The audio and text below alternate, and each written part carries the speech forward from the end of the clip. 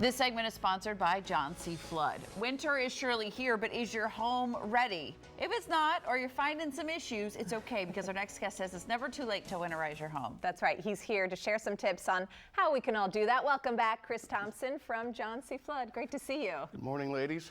Personal questions here as well. We need our own homes to be winterized. I'm already asking Chris. Right. Let's start with the gutters, though, for people who maybe didn't clear out their gutters. Would that have helped That's them? something, too.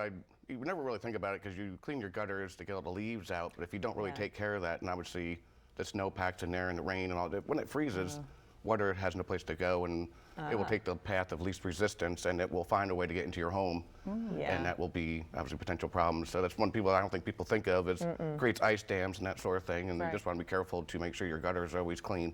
Yeah. No matter what, yes, for sure. Especially with, now we have the snow, everything's frozen now. Good reminder. Right. It can wreak havoc, and it will cause you trouble. Okay. All right, and we have like older homes. Right. We have windows that we know we need to replace, leaking. but we haven't gotten to it. We're like, where is this draft coming from? What can we do in the meantime? Well, it's funny because we in the home too, same thing. You got little cracks and stuff around there. And it just, you don't really pay attention because it works. The windows closed, everything seems to be fine. It's not until you get that wind and cold you realize there's something's very wrong. But they have little things like this you can just tape around the frame of your windows that will actually keep around the edge of the because I am seeing cracks right just right around the frame of the window, and that will kind of keep that's usually the area that a lot of this is tape on the side. Yep. Oh, okay. And of course this is the old faithful. This has been around forever. It's just it's basically looks like saran wrap. Okay. But it shrinks. We use a hair dryer.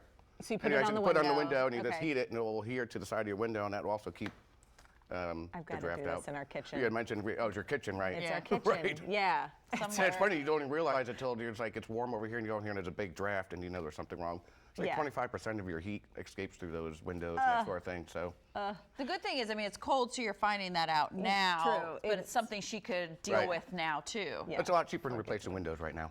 That's true. Yes, I like that. Right, and this obviously is the old thing. It's a door sweep. You just put that at the base of the door. That actually, you'd be surprised how much draft comes to the bottom of the doors. Nobody really pays attention to that either. Yeah. Good idea. We use these at our house too.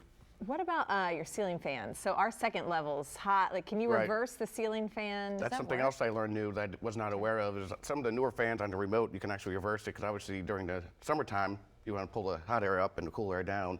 We can reverse that in winter.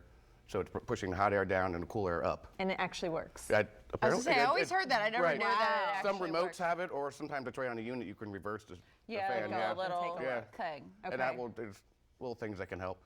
Pull that cold air up into your second floor. We need somehow to exchange it. What about your winter heating system? We need to get an inspection, right? Well, you're supposed to do it in the fall, and that's usually and then we still have a lot of people that he's putting it off, but obviously it's going to be a little trickier now, because obviously when it's cold we have people that have no heat, so we always take those calls for it. But you're supposed to get your system inspected in the fall just to make sure it's running. So you can always get that done, and I would suggest you do get it done with a qualified contractor. To make sure your system is firing up and running on all cylinders. I know we're talking heat, but since we're middle of winter, people are thinking about it. When should they start thinking about, like, as it's getting warmer, like inspecting that? That's a good time. Well, they usually, that's spring. I mean, but the people do it all the time. They wait till it's really, really cold, and they're like, I need to have you come out, take a look at my system. I'm like, we're booked. And it's going to be a couple of weeks before we get to you. Right. But get it on the books now, though. Summertime, they'll wait until July or August to do their annual heating, cooling inspection, and it's just it's not ideal. But congrats on the big milestone for the company, by the way. 120 years? Yep.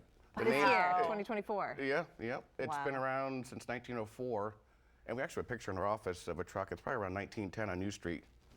And it's what they used to say, waterproofing and tinning used to be part of it, but we don't do that anymore. Okay. But yeah, it's been around for a long time, so. Wow, congratulations. 120 years, congrats. Yeah. That's why they're the experts. I know. All right, Chris. It's just the tip of the iceberg for these winterizing tips. But for more, you can head to johncflood.com.